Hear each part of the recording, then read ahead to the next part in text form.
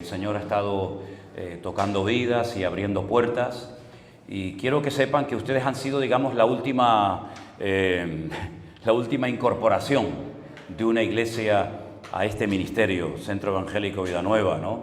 Pero quiero que también se sientan parte de un ministerio que el Señor ha estado bendiciendo mucho y que se han abierto puertas en lugares donde jamás en la vida habíamos soñado que el Señor nos llevaría, ¿no? Por ejemplo, en este momento tenemos un matrimonio que vive en Alicante, pero que lo hemos mandado a nuestra iglesia en Bruselas porque no tenemos un pastor que atienda la obra allí. De hecho, la gran necesidad que tenemos ahora mismo es de obreros preparados, de obreros cualificados que pudieran encargarse, por ejemplo, de la obra en Bruselas, pero también tenemos un hermoso grupo de hermanos en Madrid. Y de vez en cuando, pues va o Alberto, o Anderson, o yo, o cualquier otro hermano, porque tampoco tenemos un pastor que los pueda atender, digamos, físicamente allí, ¿no? En la zona de Levante, Valencia, Alicante, Castellón y toda esa zona tenemos a nuestro hermano Adrián con su esposa Conchi. Aquí en Iván. Oh, no, Adrián. Iván y Conchi. Aquí tenemos, como sabéis, dos congregaciones hermosas. Una es esta, de Puerto Rosario, la otra es... El otro día me equivoqué y cada vez que meto la pata en internet, al día siguiente me comen la gente. No, también tenéis obra en Corralejo. Digo, bueno, a lo mejor hablé por fe, que teníamos algo en Corralejo y resulta que era en, ¿cómo se llama? En Morrojable, ¿no? Y bueno, el Señor nos ha ido, ¿verdad?, sorprendiendo, porque desde los días de la pandemia, aquellos días que fueron únicos en el mundo, pues el Señor comenzó a sorprendernos y comenzó a ponerse en contacto con nosotros, milagrosamente cientos y cientos y miles de personas de todas partes del mundo, y surgieron iglesias en Colombia, en Ecuador, en Estados Unidos, en México, y estamos muy agradecidos al Señor porque yo siento en mi corazón que esto no ha hecho más que empezar, ¿verdad? Lo importante es que le demos, por supuesto, toda la honra, toda la gloria al Señor siempre, por supuesto, eso, la obra quien la está haciendo es el Señor, no el hombre. Pero en segundo lugar, que también estemos abiertos a lo que el Señor tenga preparado para cada uno de nosotros en un futuro no muy lejano, porque esto no ha hecho más que comenzar y sabemos que el Señor tiene ganas de hacer grandes cosas, no solamente entre su pueblo, sino también, por supuesto, alcanzando a centenares y a miles de personas que de alguna manera, en algunos casos, se han puesto por primera vez en contacto con las cosas de Dios, ¿verdad? Muchos maridos, ¿no?, me dicen, bueno, yo a través de los devocionales y de este tema del pastor online y de los cultos, es la primera vez en mi vida que comienzo a interesarme por la lectura de la Biblia, por la palabra de Dios. Y yo siempre digo que cuando una persona rompe ese hielo, ese miedo, porque parece como que hay miedo, ¿no? Uno es capaz de experimentar todo tipo de experiencias y de leer todo tipo de cosas raras y extrañas, pero cuando hablamos de la Biblia, como que la gente dice, se pone en guardia. Cuando este es un libro, este libro concretamente que tenemos en nuestras manos, es el único libro que usted lo puede leer toda su vida. Yo llevo más de 40 y pico de años leyéndolo todos los días. Y nunca te cansa. Eso no te va a pasar con ningún libro. Ningún libro lo vas a leer cientos y miles de veces y siempre te va a decir algo nuevo, pero este libro sí. Esta versión, esta traducción en español que tenemos nosotros, se hizo aquí en España. Tenemos que estar tremendamente orgullosos de que unos sacerdotes sevillanos en un monasterio, en la época de la Inquisición en España, se atrevieron a traducir de los textos originales del hebreo, el Antiguo Testamento, y del griego, el Nuevo Testamento, la Biblia al idioma español, al castellano, ¿verdad? Y es un privilegio el poder tener la palabra de Dios en nuestro propio idioma. No fue fácil introducir la Biblia en aquellos tiempos en España, dicho sea de paso, estaba prohibida. De hecho, Julianillo, que era aquel pequeñito, casi jorobado de aquellos siglos, metía las Biblias en toneles de vino a través de los Pirineos, al final fue quemado por la Inquisición en España, ¿no? Quiero decir que cada vez que usted abra este libro, quiero que sepa que hay muchas vidas que terminaron siendo sacrificadas, quemadas, torturadas, para que la palabra de Dios llegara hasta nuestras manos en el día de hoy. Así es que vamos a orar en este momento, porque vamos a abrir la Biblia ahora y vamos a leer una porción, varias porciones de este santo libro, y Dios va a hablar a tu vida. y a nuestros corazones. Amén, hermanos. Oramos al Señor. Te doy muchas gracias, Señor, por esta oportunidad y este privilegio maravilloso que nos estás dando en esta mañana de poder estar aquí reunidos en este lugar. Gracias por esta obra, esta iglesia que tú has levantado, y oramos para que tú la bendigas, la prosperes y la uses grandemente. Ahora pedimos, Señor, que cuando leamos tu santa palabra, tú hables a nuestros corazones, a nuestras vidas, y podamos disfrutar de este tiempo de reflexión en torno a tu palabra, en torno a estas historias extraordinarias que tú cuentas en tu palabra y que tanto beneficio y crecimiento espiritual pueden producir en nuestras vidas. Nos ponemos en tus manos, en el nombre de Jesús. Amén. Amén. Tenemos, curiosamente, 4 biografías de Cristo en nuestras Biblias o evangelios. Y yo quiero leer unos versículos del tercer evangelio, que se llama Lucas. Saben que Mateo, que fue un discípulo de Cristo, decidió contar desde su punto de vista la vida más extraordinaria que jamás ha pisado el planeta Tierra, que fue la vida de nuestro Señor Jesucristo. Él era judío y él, cuando escribe su evangelio, tiene en mente a su pueblo, a su gente. Grandes conocedores de las Sagradas Escrituras, de las profecías que se habían escrito en el pasado acerca del futuro Mesías. Y por eso él, cuando escribe su evangelio, muchas veces recurre a la frase o a la expresión como está escrito por el profeta y como dijo el profeta, ¿verdad? Porque los que van a leer su evangelio saben de qué está hablando. Sin embargo, Marcos le va a escribir a gente que no tiene ni idea de la Biblia, no tiene ni idea de los profetas del Antiguo Testamento. Él le va a escribir a los romanos, gente politeísta, gente idólatra, gente arrogante, soberbia, gente que en aquel momento dominaba prácticamente el mundo conocido, desde Finisterre en España, todo Portugal, España, Francia, Alemania, toda Europa era prácticamente de ellos, el Medio Oriente, todo lo que es hoy en día el Magreb o todo lo que es el norte de Europa. Y entonces él no emplea la expresión como está escrito por el profeta, porque ellos no tenían profetas. Por lo tanto, ellos no tenían ni la más remota idea de lo que significaba una profecía. Y por eso las palabras, las expresiones, el estilo literario de Marcos es completamente diferente. Sin embargo, Lucas le va a escribir a un hombre culto, un tal Teófilo. Ese nombre significa el que ama a Dios o el amado por Dios. Y él emplea un lenguaje muy profundo, porque emplea un estilo del griego clásico, donde aparecen expresiones e historias que no aparecen en ningún otro evangelio, ¿vale? Y bueno, ya el de Juan, digamos, es tema aparte, porque fue el hombre que más cerca vivió del corazón del Señor Jesucristo, lo conoció muy bien, eran casi parientes, y fue el hombre que permaneció fiel hasta el pie de la cruz. Y fue el hombre que tuvo el privilegio de llevarse a su casa, a Éfeso, donde terminaron viviendo, a la madre, a María, del Señor Jesucristo. Imagínate las conversaciones, supongo yo, hasta altas horas de la noche que Juan habrá mantenido con María, diciéndole, oye, y cuéntame esto, y cómo fue aquello, ¿no? Y tantas cosas interesantes. Pero Lucas dice que él, después de haber investigado diligentemente, quiso escribir por orden una especie de biografía de la vida de Jesús. Y él cuenta milagros, parábolas, resurrecciones de muertos, etc. Pero curiosamente, al final del Evangelio, él habla del día de la despedida. Porque fueron 3 años maravillosos, créanme, ¿eh?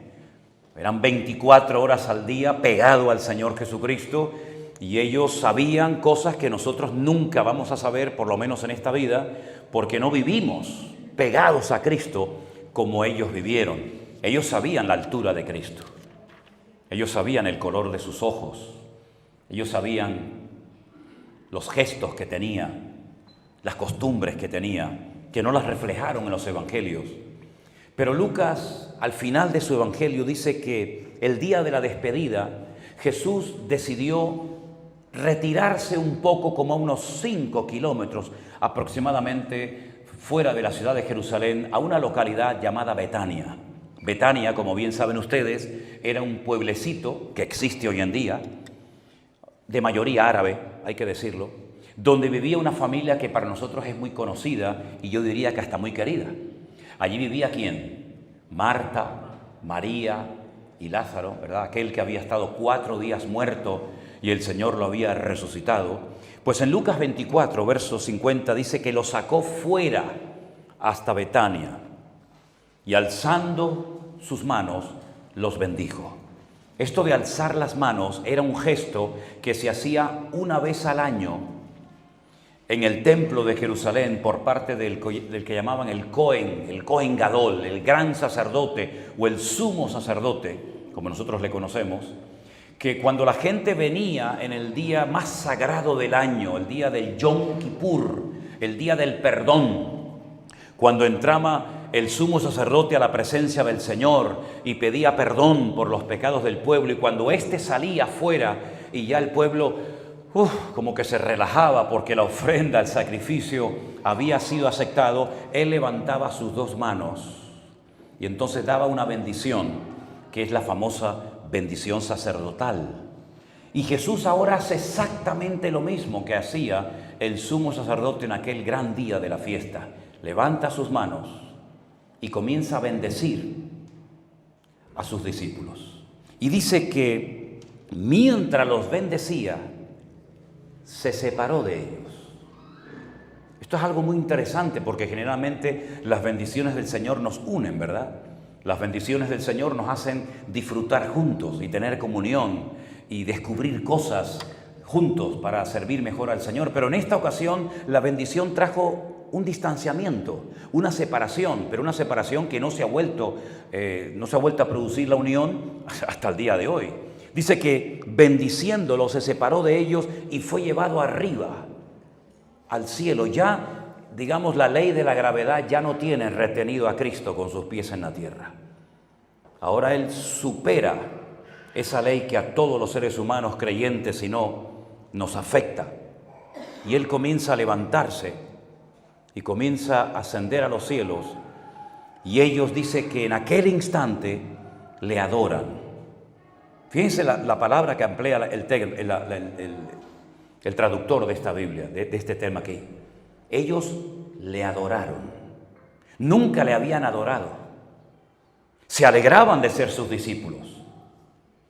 Peleaban entre ellos para ver quién iba a ser el más grande, el más importante en el reino de los cielos. Pero adorar nunca lo habían hecho. La diferencia entre alabar y adorar es que alabar, bueno, es reconocer por algo que él ha hecho, ¿verdad? Pero adorar es atribuirle a esa persona, a ese objeto de culto, propiedades divinas. Y ellos como judíos nunca se iban a atrever a adorar a un hombre, porque eso es lo que hacían los pueblos paganos, adorar a hombres o a divinidades como si fueran dioses.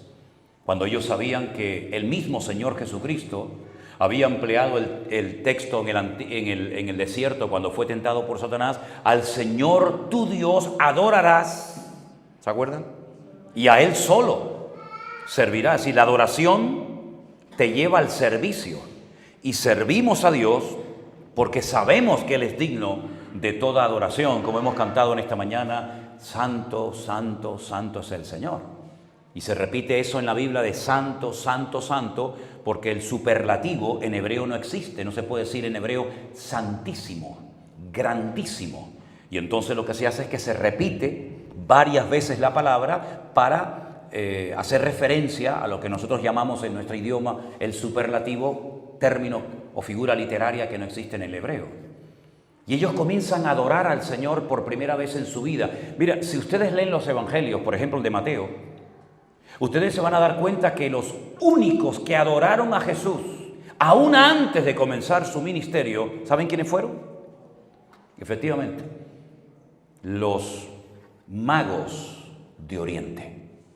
Dice que viajaron desde lejanas tierras, probablemente durante muchas semanas o meses, guiados milagrosamente por su estrella, no por las estrellas, sino por su estrella, que la vieron en Oriente y les guió hasta Occidente.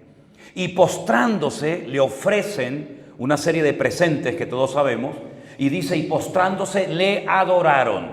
El niño no hablaba, El niño evidentemente no era todavía un Mesías reconocido y públicamente manifestado a Israel. No hacía milagros, no predicaba, no hacía nada. Pero ellos sabían que ese niño era el rey de los judíos.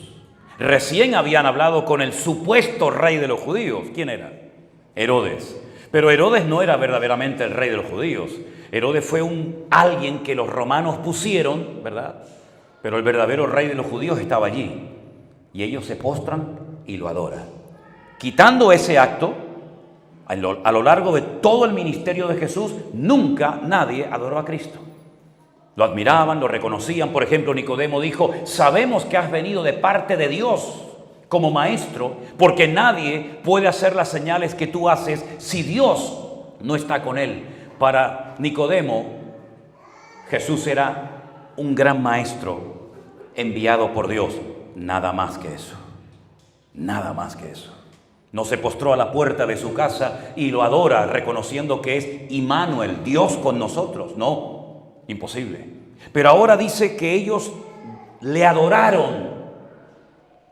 Ya se van dando cuenta a quién han estado siguiendo y aprendiendo de él durante estos últimos 3 años de su vida. Es que es muy importante que tú crezcas en tu relación con Dios, pero no solamente que crezcas en cuanto a conocimiento, sino que tú vayas descubriendo aspectos de la naturaleza y de la esencia del Dios que dices adorar y conocer. Porque cuanto más le conozcas, más intimidad tendrás con Él y más podrás desarrollarte como creyente. Mira, hay personas que si le preguntas, ¿usted cree en Jesús?, te dicen sí. Y, bueno, fue un gran hombre, un gran orador, un hombre con un carisma espectacular, un hombre que hizo señales, milagros y prodigios que nunca jamás nadie había hecho. ¿Y qué más? Bueno, era un buen líder religioso dentro del pueblo de Israel. ¿Y qué más? Pero no son capaces de describir muchos más aspectos de Jesús y por supuesto también de Dios. Sin embargo, ellos ahora se dan cuenta de que ese que ha estado con ellos en sandalias, de una forma tan humilde y sencilla, que no destacaba por encima de los demás por ser el más guapo, el más alto, sino casi pasaba desapercibido, ellos ahora son capaces de adorarlo, porque reconocen que tienen delante de sus narices nada más y nada menos que al Rey de Reyes y al Señor de los Señores. ¿Cuántos dicen amén? Tremendo, ¿eh? Tremendo, tremendo. Ahora, si ustedes se dan cuenta, no quedó todo en un acto de adoración. Bueno, le adoro, ellos no eran de Jerusalén.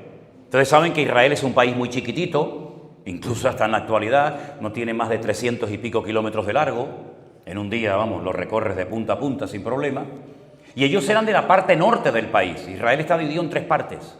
El norte se llama Galilea, el centro se llama lo que es Samaria, y la parte sur, la provincia, la región del sur, se llama Judea.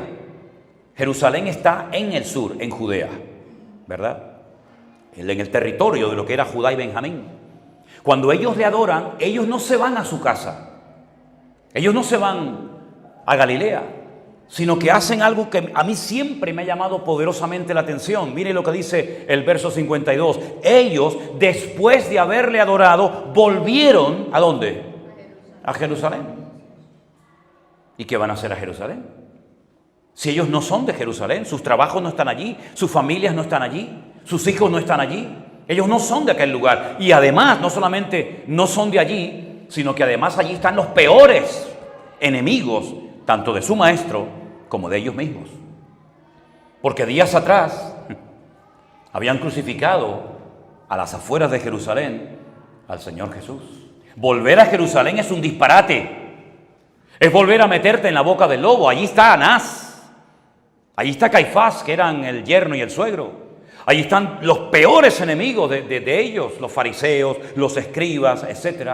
Volver a Jerusalén es una locura. ¿Pero por qué vuelven a Jerusalén y no se van otra vez a su región? Porque habían recibido una orden del Señor. El Señor les había dicho en ese día de la despedida, aquí no lo dice, pero lo dice en otras partes y también en el libro de los Hechos, capítulo 1, id a Jerusalén y esperad la promesa del Padre. No sabían lo que era la promesa del Padre. No sabían cómo iban a darse cuenta de que la promesa del Padre de Dios ya se había materializado, ya se había cumplido. Por lo tanto, es un poco ambiguo, ¿no? Voy a Jerusalén y espero a que se cumpla una promesa, pero esa promesa, ¿cuándo sé que se ha cumplido? ¿Voy a sentir algo? ¿Se me van a poner los pelos de punta? ¿Voy a ver algún ángel descender del cielo? ¿Cuál es la señal? ¿Cuál es la evidencia de que dicha promesa se ha cumplido? No les dice nada. Les dice, id a Jerusalén y esperad la promesa del Padre. A mí siempre me ha interesado esto de esperar, porque es algo que, por lo menos a mí, me ha costado y me cuesta mucho esperar. Yo, por ejemplo, cuando voy a un sitio y hay cola, aunque el sitio sea muy bueno para comer, yo digo, no, yo me voy. Yo no voy a estar haciendo una hora cola para comer. Me voy a la panadería, me compro un pan y Santas Pascuas. Cuando vas a un banco y hay una cola, dices, vengo otro día. ¿A alguno de ustedes les gusta esperar colas y le encanta estar en atascos de tráfico? ¿Verdad que no?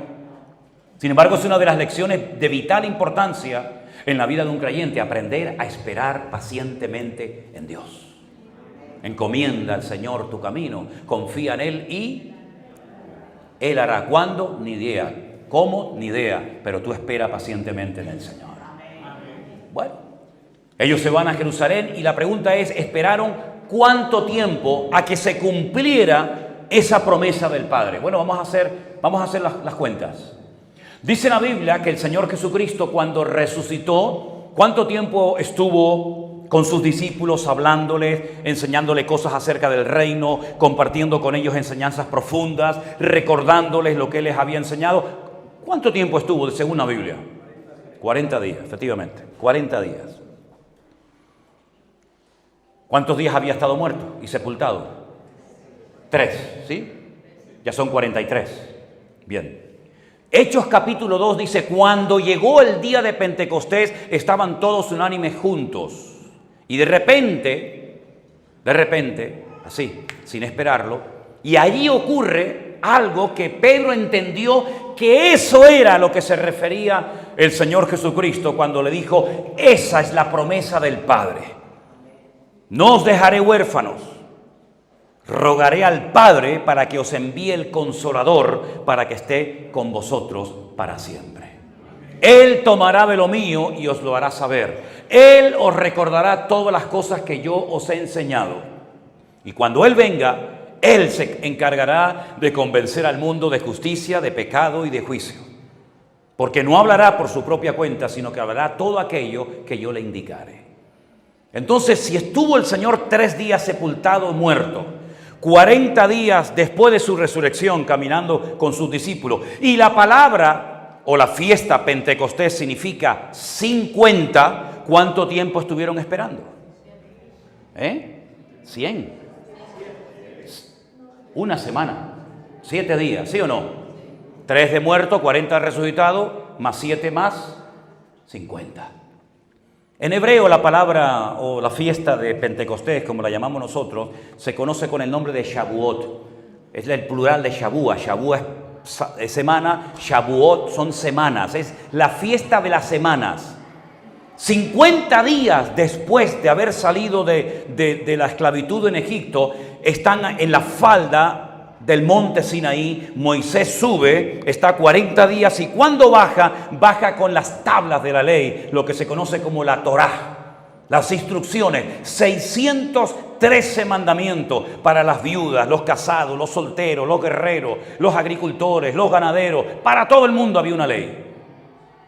50 días después de la Pascua, de haber sido crucificado el Señor Jesucristo, ellos recordaban que habían recibido del cielo un regalo tremendo. Fíjense qué curioso, siempre me ha llamado la atención. Eran esclavos, pero el Señor les regala un libro. Luego no eran analfabetos. Sabían leer y escribir. Nunca han existido analfabetos en el pueblo de Israel. Los niños aprenden a leer en casa con su papá, con la palabra de Dios en la mano. Un detalle para mí muy significativo. Bueno, pues 50 días después, cuando se producía esa fiesta, que era la fiesta del júbilo, de la alegría, porque era la fiesta de las cosechas, no de la siembra, sino de las cosechas, Y era cuando se cumplía el texto de que irá andando y llorando el que lleva la preciosa semilla, mas volverá trayendo sus gavillas. Ese era el día de la celebración, ese era el día del júbilo, ese era el día de la cosecha que se ofrecía parte de ella al mismísimo Dios del cielo. Ese día fue el que decidió el Señor que la promesa del Padre, ahora vamos a leer en qué consistía esa promesa, se cumpliera en la vida de sus discípulos. Por eso ellos van a Jerusalén.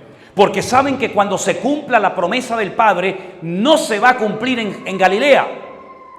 No van a recibir nada en Capernaum, o en Tiberias, o en Jericó, o en cualquier otra parte, sino que va a haber un lugar, solamente un lugar, donde la promesa del Padre tendrá fiel cumplimiento.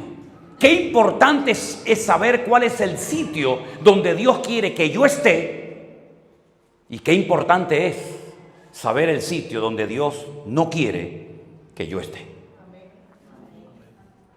No es cualquier sitio, hermano. Dios tiene un sitio para ti y para mí. Y lo importante, para mí hay cosas muy importantes en la vida de un cristiano que quiere madurar y honrar al Señor, es saber lo que tengo que hacer y lo que no tengo que hacer, dónde tengo que estar y dónde no tengo que estar. Y ese no era el día para estar en casa con la familia en Galilea. Ese era el día para estar esperando y orando pacientemente en la ciudad de Jerusalén, en un lugar que lo conocemos como el aposento alto, donde días atrás el Señor había partido, ¿se acuerdan? El pan y el vino, la misma casa donde se hizo el pacto, aquel pacto profetizado por Jeremías en el Antiguo Testamento, en la misma casa era donde ellos estaban orando, esperando la promesa del Padre. Ahora, Lucas es un hombre muy detallista cuando escribe su evangelio. También fue el autor del libro de los Hechos, ¿sí? Él cuenta cosas que ningún otro evangelio cuenta. Por ejemplo, él es el único que nos dice que había un hombre que tenía 2 hijos y uno se fue y otro se quedó. Solamente lo contó él.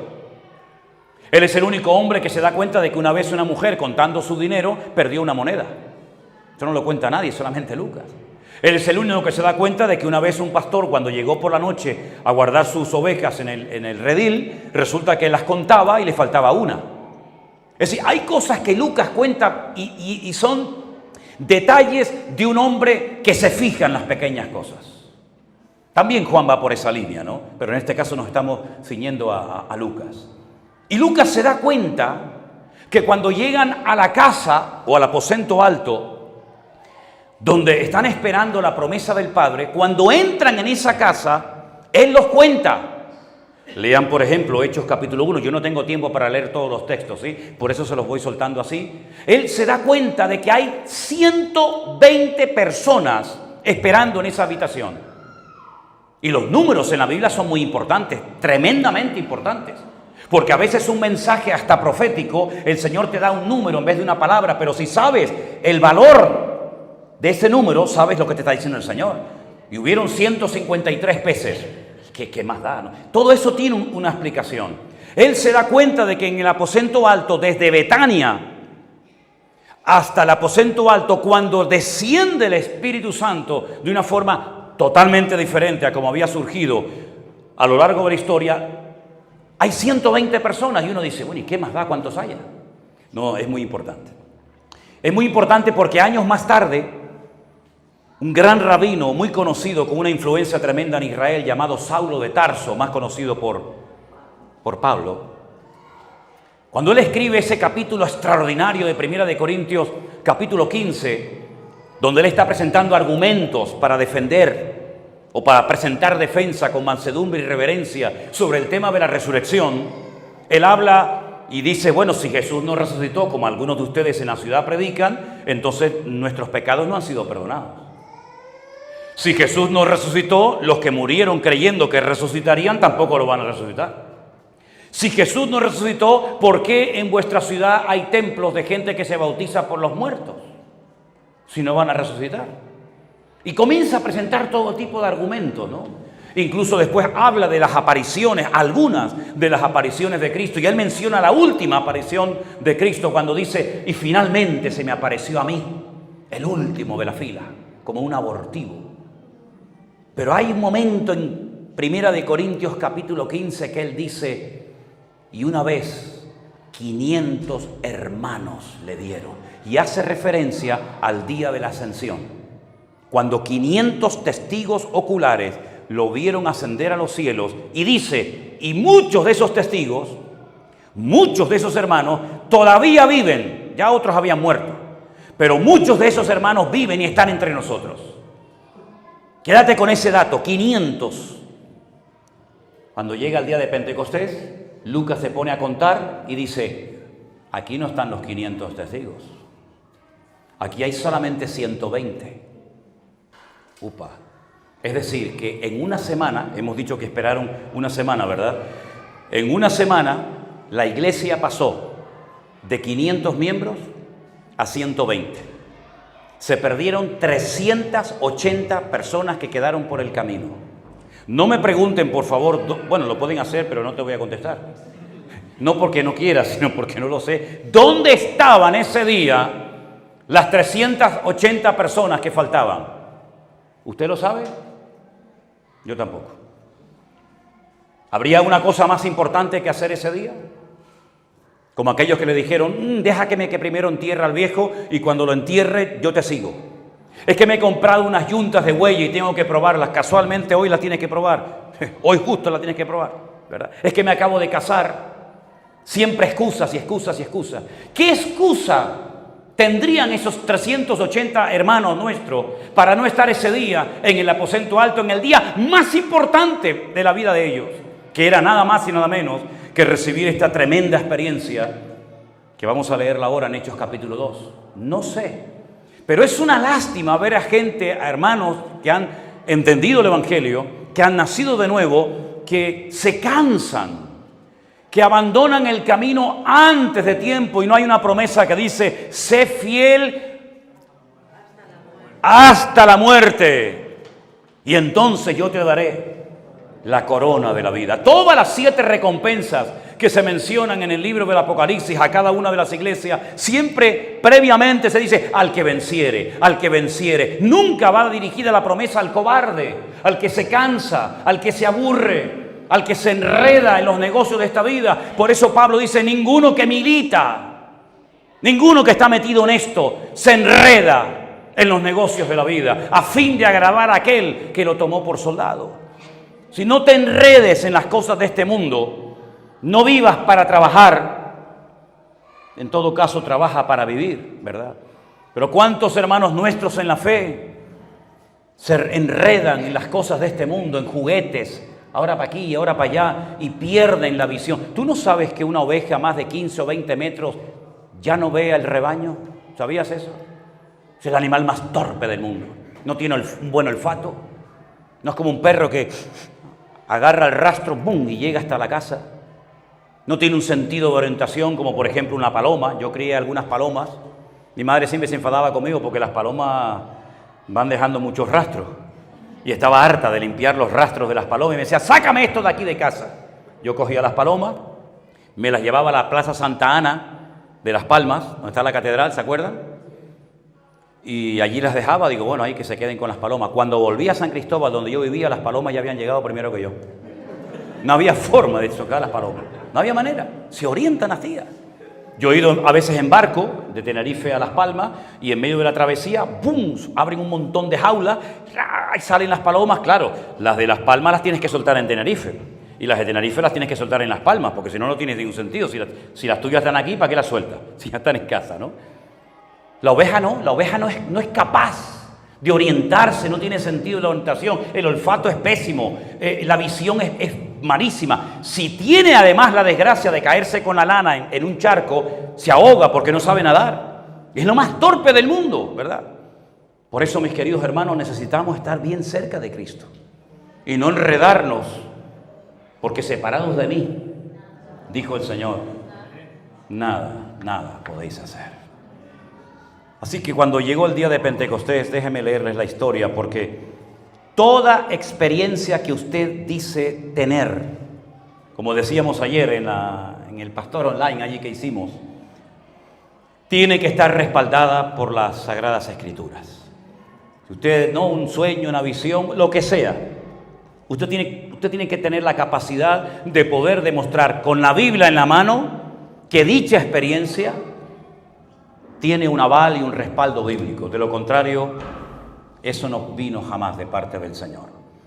Cuando se junta un montón de gente porque ven que allí está pasando algo, porque ven que un grupo de personas que no sabían hablar en otros idiomas, comienzan a hablar en árabe, comienzan a hablar en las lenguas del mundo conocido, sin ellos conocerla, evidentemente, se produce un alboroto, un estruendo, además el ruido que produjo el mover de Dios. Pero cuidado, hay ruido donde no está el mover de Dios. Pero hay ruido donde sí a veces puede estar también el mover de Dios. No siempre el ruido es señal de que el Señor esté ahí. Cuando ellos comienzan a ver que allí está pasando algo, Pedro se pone en pie y dice, vamos a leerlo en Hechos capítulo 2, por favor. Versículo 14, Pedro, poniéndose en pie con los 11, alzó la voz y les dijo, varones judíos y todos los que habitáis en Jerusalén, esto sea notorio, oíd mis palabras. Estos no están ebrios, como vosotros suponéis, puesto que es la hora tercera del día. La hora tercera del día son las 9 de la mañana. Parece ser que a las 9 de la mañana en aquella época en Israel nadie se emborrachaba. Bueno, yo creo que si esto pasara hoy en día, ese argumento no es válido, porque hoy en día a cualquier hora es buena para emborracharse, según algunos. Yo me acuerdo que una vez se me acercó un borrachito a las 8 menos cuarto de la mañana y me dice, jefe, ¿qué hora es, jefe? Le digo, las 8, dice, ¿de la noche o de la mañana? Digo, déjalo, da igual, no entendía nada. A las 9 de la mañana parece que en Jerusalén no se emborrachaba nadie. Nosotros no estamos borrachos. Esto es lo dicho por el profeta Joel. Y él no tenía una Biblia como yo en esta mañana en la mano. Él lo tenía aquí. Él sabía de memoria que Joel había dicho que en los postreros días, dijo Dios, derramaré de mi espíritu sobre toda carne. Vuestros hijos y vuestras hijas profetizarán. Vuestros jóvenes verán visiones y vuestros ancianos soñarán sueños. ¿Usted tiene muchas visiones o muchos sueños? Porque si sueñas mucho, ya te estás haciendo viejo. Porque los sueños son para los viejos y las visiones son para los jóvenes, dice la Biblia. De cierto, sobre mis siervos y sobre mis siervas, en aquellos días derramaré de mi espíritu y profetizarán. Y da una porción bíblica de Joel capítulo 2, del 28 en adelante, extraordinaria, como diciendo, hermanos, amigos, esto que estáis viendo y oyendo no es un descontrol, no es un desmadre que hemos producido aquí, sino esto tiene un aval bíblico, esto tiene un apoyo escritural, de tal manera que ustedes pueden comprobar si lo que aquí está pasando realmente es algo divino o es algo producto de la carne, porque la palabra de Dios avala que todos estos que estamos aquí hemos comenzado a hablar en otras lenguas, porque esto es lo que dijo el profeta Joel, etcétera, etcétera, etcétera. Qué importante es conocer la Escritura. Primero, para no tener que decir amén a todo lo que oyes. Pero en segundo lugar, para poder filtrar por ti mismo. Para poder darte cuenta si lo que este señor que se llama pastor, obispo, reverendo o me da igual, lo que está enseñando a la iglesia viene de parte de Dios o de dónde rayo está viniendo. La gran tragedia de muchos cristianos últimamente, en los últimos años, ha sido el desapego que ha habido de la palabra. Yo me acuerdo que en mi época todo el mundo iba con la Biblia a la iglesia, todo el mundo. Hoy en día cuando le digo, ¿y tu Biblia dónde está? Dice, no, la traigo aquí en el teléfono. Digo, bueno. Pero hermanos queridos, es importante que ustedes como pueblo de Dios no se dejen engañar ni manipular, me da igual quién sea, o cómo se llame, o el cargo que ocupe, y cómo puedo evitar ser llevado por todo viento de doctrina, por estratagema de hombres. ¿Cómo puedo yo saber si lo que estoy oyendo es palabra de Dios o no es palabra de Dios? Bueno, la Biblia dice que cuando Pablo fue, por ejemplo, a una localidad llamada Berea, cuando él terminaba de exponer el Evangelio, cuando él terminaba de predicar la palabra, estos que eran más nobles que los de Tesalónica, comprobaban a la luz de las Sagradas Escrituras si lo que este hombre había enseñado era palabra de Dios o no era palabra de Dios. Lo tremendo es que yo una vez escuché a un predicador que dijo, hermanos, por favor, no sean como los de Berea, que están todo el día cuestionando la Biblia. Digo, madre mía, este no entendió nada, ¿no? Usted tiene la obligación de en esta mañana decir, bueno, este señor que viene de Tenerife, que dice que es el pastor, ¿qué me está enseñando a mí este hombre? ¿Esto es bíblico? ¿No es bíblico? Y si no es bíblico, si yo estuviera en su casa y veo que una persona está enseñando cosas que no tienen nada que ver, yo me levanto y me mando a mudar y me voy a otro sitio. Pero si es palabra de Dios, nos guste o no, tendremos que decir amén a tu bendita palabra, Señor. Incluso dice la Biblia que cuando haya ciertos y determinados dones del Espíritu Santo que se manifiesten en la iglesia, lea 1 Corintios 14, dice que hablen, ¿vale? Hablen, pónganse de pie, pero los demás juzguen, en el buen sentido de la palabra. Los demás analicen, los demás filtren si verdaderamente lo que este hombre está enseñando es verdaderamente de parte de Dios o no viene de parte del Señor. Cuando Pedro da esta explicación, automáticamente llama a la gente al arrepentimiento. Dicen, ¿sabe? El que ha producido todo esto es nuestro Señor, al que ustedes mataron, al que ustedes crucificaron. Pero nuestro Dios lo ha levantado de la tumba, lo ha hecho Señor y Cristo. Este es el verdadero Mesías, no los mentirosos y falsos Mesías que vinieron en el pasado. Este es el verdadero Mesías. Dice que ante aquella palabra directa, sin tapujos, al grano, dice que se compungieron de corazón. Y entonces le dijeron, ¿y ahora qué hacemos? ¿Ahora cómo arreglamos el problema?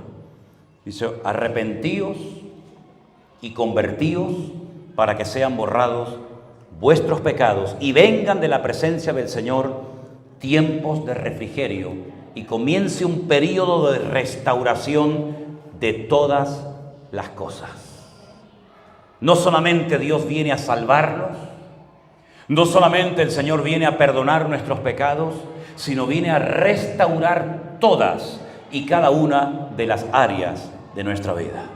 Hay algunos que necesitan en el aspecto, en el área familiar, ser restaurados, porque hasta que tu vida no sea restaurada y sanadas tus viejas heridas, difícilmente podrá ser usado por el Señor.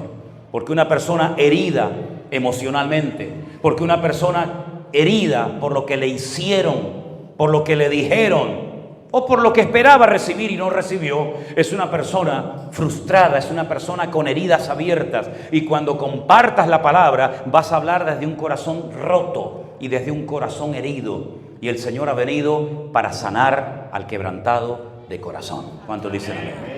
Me llama mucho la atención, y va en consonancia con lo que estoy hablando en esta mañana, que cuando el Señor Jesucristo resucitó, en una de las muchas apariciones que hizo, dice que entró en una casa donde estaban todas las puertas y ventanas cerradas. Y Él dio el típico saludo que se dice cuando hay un grupo de personas, Shalom Aleichem, paz a vosotros. Pero eso de paz a vosotros es mucho más profundo que simplemente decir, hola, ¿qué tal? ¿Cómo estás? Paz significa equilibrio, paz significa bienestar mental, espiritual, físico. Si no hay un desequilibrio en tu vida, quiero que tengan paz en medio de todo lo que ha sucedido, porque yo estoy aquí con vosotros. Ellos no dan crédito a lo que están viendo. Incluso llegó uno a decir, si no veo y meto mis manos en sus llagas, no creo, ¿verdad? Pero sin embargo el Señor toma la iniciativa de enseñar aquellas heridas en sus manos, en su costado, pero no son heridas abiertas, no son heridas que están sangrando, que necesitan ponerse ahí como un trapo para que no fluya la sangre, sino son heridas que en 72 horas han cicatrizado, se han cerrado. ¿Y por qué les enseña sus manos heridas y su costado abierto? Para enseñarles que en la vida experimentaremos todo tipo de sensaciones, de heridas, de maltratos, etcétera, etcétera, pero que con la ayuda divina de nuestro amado Dios, toda herida y todo mal recuerdo y secuela del pasado lejano puede ser restaurado y sanado por el poder de Dios. Y dice la palabra, para que con la consolación con la que habéis sido ahora consolados, ahora ustedes puedan consolar a los que están pasando por cualquier tribulación pasajera o momentánea. Estos 120 hombres y mujeres que estaban en ese día en el lugar indicado, sus vidas cambiaron completamente. Ahora, tú fíjate, ellos no tenían los medios tremendamente poderosos que nosotros tenemos hoy en día. Yo no sé si tú estás transmitiendo esto en directo, pero cuando nosotros abrimos el teléfono, cualquier red social, el Facebook o el YouTube, automáticamente ustedes van a ver que hay centenares y miles de puntos de conexión. Pero esos puntos de conexión a veces hay que multiplicarlos por 2, o a veces por 10, o a veces por 50. Porque, por ejemplo, en nuestras congregaciones en San Francisco, en Las Vegas, en Colombia y en otros lugares, cuando aparece un punto de conexión, una IP que se ha conectado, detrás de esa IP hay 100 hermanos que están viendo el culto. Por lo tanto, no es que haya 2000 simplemente viéndolo, sino que pueden haber miles y miles de personas. ¿Saben lo que significa que en tiempo real, desde una isla como esta, Fuerteventura o cualquier parte del mundo, tú puedas transmitir el mensaje del Evangelio a miles y, ¿por qué no, a millones de personas en tiempo real? Es algo que ni nos imaginábamos. Cuando yo salí el 31 de mayo del año 1981 del seminario de las Asambleas de Dios de las Islas Canarias en Las Palmas, yo ni me imaginaba en la vida que en aquellos tiempos ni existían las redes sociales. Hoy en día la iglesia pudiera utilizar estos medios para ir a miles de lugares donde a lo mejor físicamente nunca vas a poder ir. Lo máximo que podía hacer Pablo para extender su enseñanza era transmitirlo oralmente de uno a otro, o escribir epístolas y cartas para que llegaran a lugares distantes. Pero hoy en día la iglesia dispone de unos medios tremendos. Miren, por ejemplo, los días de la pandemia. Marzo del 2020. Todo el mundo encerrado en casa. ¿Saben cuántas iglesias se cerraron? Pero se cerraron para siempre, ¿eh? No las volvieron a abrir. ¿El motivo? No sé, habría que preguntarle a ellos. Nosotros comenzamos a transmitir exactamente igual que si hubiera gente en la iglesia, predicando durante días, semanas y algunos meses a sillas vacías. Y claro que me vino a veces la tentación, mientras hablaba, de decir: ¿quién está viendo esto? ¿A quién estoy hablando? Hasta que un día me llegó el mensaje de una hermana que tuve la oportunidad de conocerla personalmente, que fue utilizada por el Señor, y ella no sabe lo que el Señor la usó en ese momento.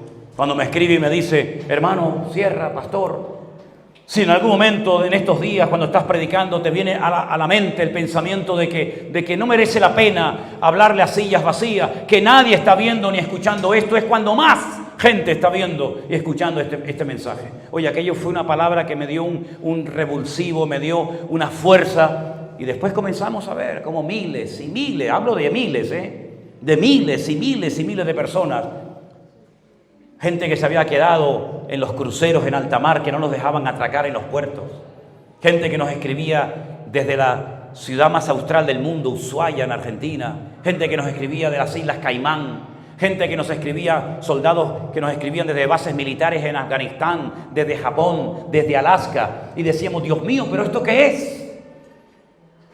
Es que la Biblia dice que antes de que el Señor viniera, este evangelio sería predicado en todas las naciones de la tierra.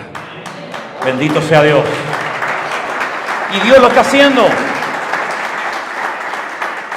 Y Dios nos ha dado a nosotros, esta generación de creyentes, unas armas que, sabiéndolas utilizar para la gloria de Dios, pueden llevar a centenares y a miles de personas ante los pies de Cristo. Todavía no somos conscientes del impacto que ha tenido todo esto. Ahora, por ejemplo, el próximo mes vamos a ir a Guatemala, y ahí hay un montón de hermanos que no solamente son de Guatemala, sino vienen de Nicaragua, de El Salvador, de Costa Rica y de otras naciones que se han reconciliado con el Señor. Tenemos testimonios, hermanos, en nuestra iglesia virtual, ¿sí?, de personas que hacía hasta 20 años que habían dejado de congregarse. Yo había conocido gente de 8, de 9, de 10, pero de 20 años. Tremendo. Hemos estado orando por personas que se querían quitar la vida. Como por ejemplo, un día me llama una hermana desde Santiago de Chile y me dice: pastor, estoy pasando ahora mismo por la calle y hay un carabiniero, creo que se llama, en un puente. Sí, que se quiere... Sí, un policía, vaya. Que se quiere quitar la vida. Digo: ponme el teléfono con el altavoz, que me oiga. y le hablamos y este hombre bajó del puente y no se quitó la vida. Hemos hablado por personas que me han dicho, mira, mi madre ya está en un punto que ya no hay marcha atrás, y orar por ella, darle unas palabras de consuelo, de ánimo, y a los pocos minutos llamarte a la familia y decir, ya mi mamá partió a la presencia del Señor. Ya tenemos hermanos nuestros que han llegado primero que nosotros a la gloria, hermanos que se convirtieron y se reconciliaron con Cristo a través de las redes sociales. Claro, era tanta la invasión de gente que recibíamos, eran tantos los correos, eran tantas las llamadas, que le dije, Señor, danos sabiduría para poder atender a toda esta gente, para poder ministrar a tantas personas heridas y para poder ayudar a que crezcan y se fortalezcan en el Señor. Y fue entonces cuando el Señor puso en mi corazón la idea de hacer una iglesia virtual, que no le hace la guerra a una iglesia presencial, ni mucho menos, pero ¿y qué hacemos con esas viejitas, con esos matrimonios, con esos jóvenes, con esos presos que se han reconciliado y convertido a Cristo a través de todo este tiempo, a través de las redes sociales? Es decir, hermano, ya no hay excusa para no servir al Señor. Yo no entiendo cómo hay creyentes, sobre todo jóvenes, que se aburren, que se cansan, cuando hay tanto trabajo por hacer. Hermano, cuando ellos recibieron aquella experiencia en el aposento alto, no era como una meta, sino era un medio, era una capacitación sobrenatural para que pudieran ir por todo el mundo a predicar el Evangelio. ¿De qué servía haber sido llenos del Espíritu Santo? ¿Para qué? ¿Para cantar mejor? ¿Para tener cultos más avivados y seguir disfrutando y engordando nuestros estómagos en la iglesia? ¿O era una capacitación sobrenatural para poder ir hasta lo último de la tierra llevando el Evangelio de Jesucristo? Era para eso. Y toda la experiencia, todo el conocimiento, todo lo que hasta el día de hoy tú has tenido la oportunidad y el privilegio de aprender y de recibir, es para capacitarte, para que puedas desarrollarte como creyente y ser un instrumento útil en las manos de nuestro Dios. Yo quiero que en esta mañana nos pongamos de pie un segundito, amados hermanos.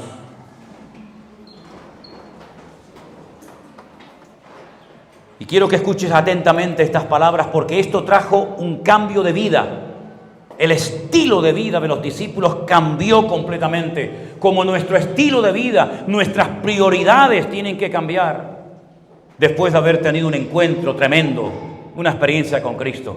Dice que a raíz de todo esto, sobrevino temor a toda persona. La ciudad ya no fue la misma, no.